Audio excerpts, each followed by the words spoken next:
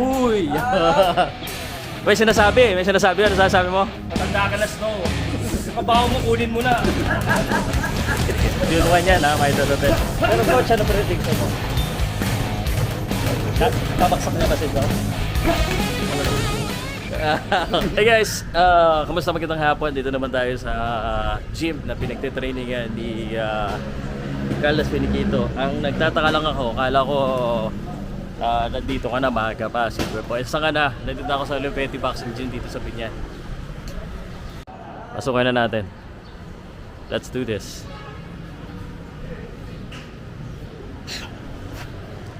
The Betty. At ito yung ring na pinagtitrainingan ni Carlos. Nasaan ba si Carlos? Carlos, nandito ba? Harap nandito. Yeah.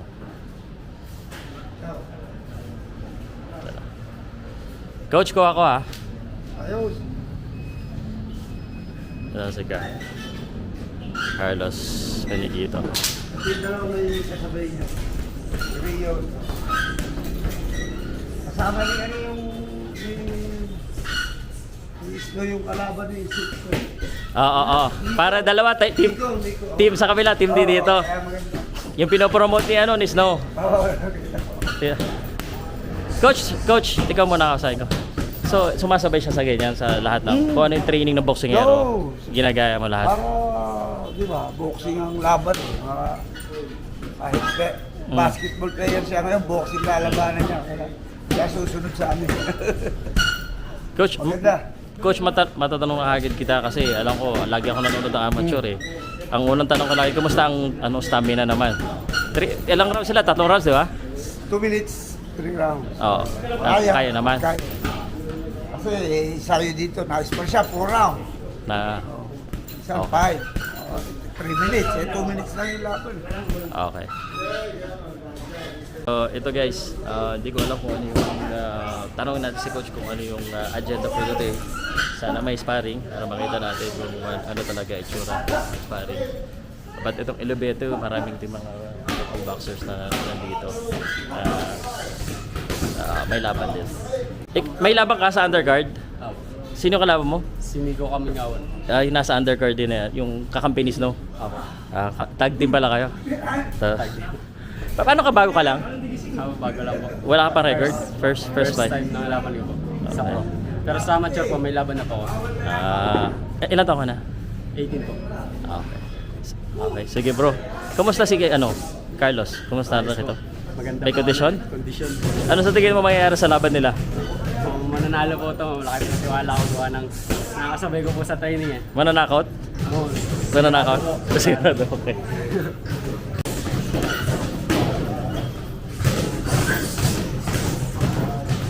Palaban mo pa! Si Carlos. May sinasabi. Ano sasabi mo? Matanda ka na, Snow. Yung kabaho mo, kunin mo na. Ito yung nagbura. Ilan taon na ba ito si Carlos? Carlos, ilan taon ka na ba? Ilan taon ka na? 38. Sa 60, di ba? 60.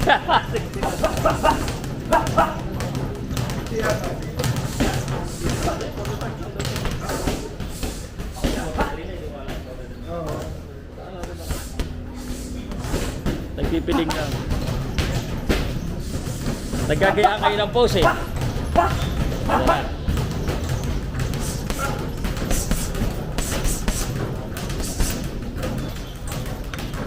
Coach, yung routine niya na ganito, usually mga ilan ang mga pinapagawa?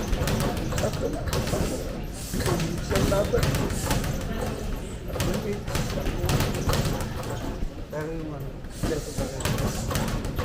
na ginagawa ng bako. Pero ang Olivete ko, alam ko, yung mga baksa ng Olivete, lahat yan aggressive. Hindi. Pero kung paano din, Secret daw. na-check-tempo lang sa'yo. Napaparod lagi. Ay, agresibo mga Olivete eh. Pag ang kalaban ay tulad dito, maliit eh. Maliit ha. Kasi, Secret daw ha. secret yun. Sige. June 1 yan ha, may dodotel. Pero coach, ano prediction mo? Babaksak niya ba si Snow? Palagay ko. Sir Glenn, coach, baksak din daw, knockout daw. Parang nakakautan eh. Oo, nakautan lang.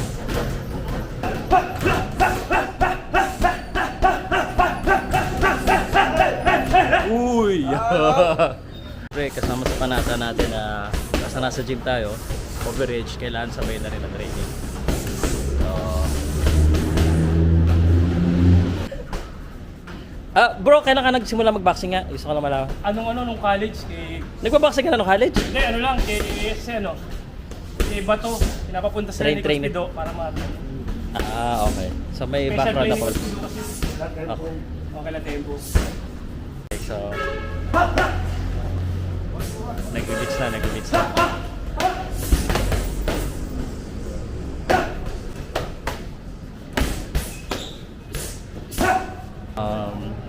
Ito yung maganda dapat talaga pag nag-exhibition. Ito yung talagang tinitrainingan. Sana mag-translate. Kaya unang tanong ko kagad sa mga boxer, tayo sa mga lalaban, kumusta yung stamina? Kasi ako, boy kapos din ako sa stamina eh. Yun talaga yung pinakamahirap eh. Kung walang stamina, walang mangyayaring boxing. Kasi kahit gano'ng katapak kung ubos yung stamina, hindi talaga pang second weeks nila. Pamits din tayo afterward.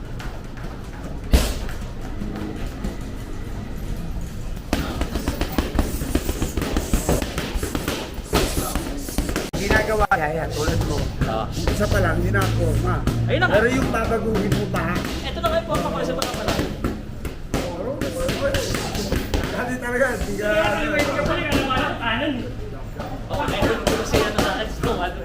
Kaya nga pang-forma lang, pang-vlog lang. Wala CSP. Kailan ka nag-boxing?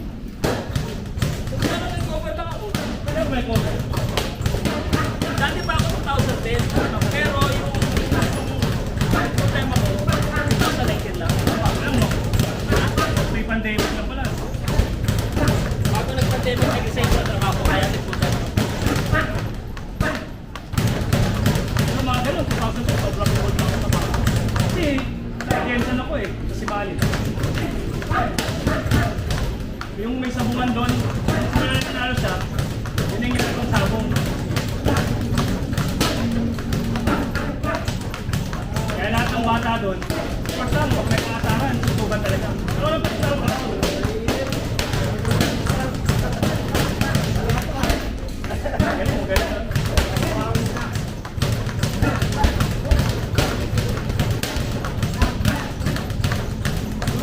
Wala akong kung elementary ako, wala akong panahon na hindi ako na kasi public lang ako sa Jason. Kita ko t-shirt. Eh, maway. Ako nagkatrabaho. Na lagi kong uwa sa akin dahil nagsabi. Kasi ang laki mo eh. Hindi, malis ako nung, lumaki ako nung 16 na ako babasketball lang. Kaya lagi ako napapagpupan. Kaya inaasahan. Uy.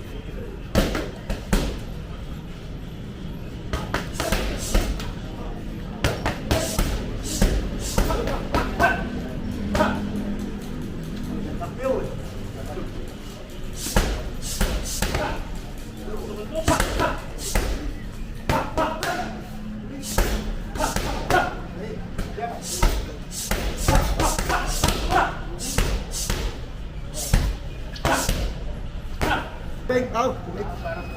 Oh. Okay lang talaga eh.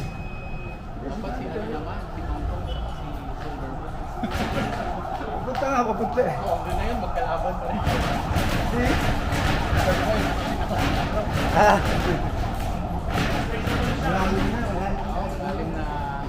Sapa? So, na-late ka. Ha? Ba't mo ilalive? Takot ka? Gusto mong makita nila kung paano kita humiliate? Siya nga nilive niya eh. Nilive ko ako. Nilive niya, nag-sparring kami. Laki pala ng braso, para ka na rin sa Lenton eh.